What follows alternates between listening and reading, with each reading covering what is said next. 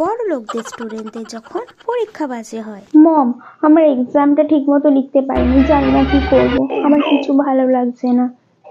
ও মাম্মাম, ও নিয়ে তুমি চিন্তা করো না, আমি আর তোমার ড্যাডি রয়েছি না। তোমার মন ভালো করার জন্য আজকে বাড়িতে গিয়ে তোমার ড্যাডিকে বলবো একটা টিকিট কাটতে।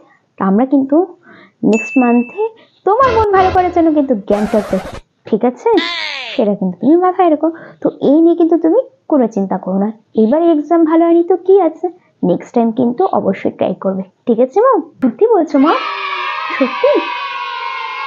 আমাদের পরীক্ষার ফল খারাপ বেরোলে মা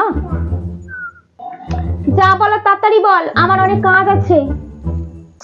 মা, আমার পরীক্ষাটা ভালো হয়নি এবারে। ভালো হয়নি? জানতাম তো পরীক্ষা ভালো হবে না। কি করে ভালো হবে? সারাদিন যদি ফোনের মধ্যে গুজুর গুজুর করে পড়ার সময়, পরীক্ষা কি ভালো হয়? যখন ফেল করবি, ছোট ছোট ছোট ছোট বাচ্চাদের সাথে করবি, ওই একই ক্লাসে পড়বি, তখন দেখবি কেমন লাগে। না মা, না, আমি আর ফোন ঘাটবো না। আর পরীক্ষা এবার ফেল করে আয়, তারপর তোর বাবাকে বলে তোকে হোস্টেলে পাঠিয়ে দেবো।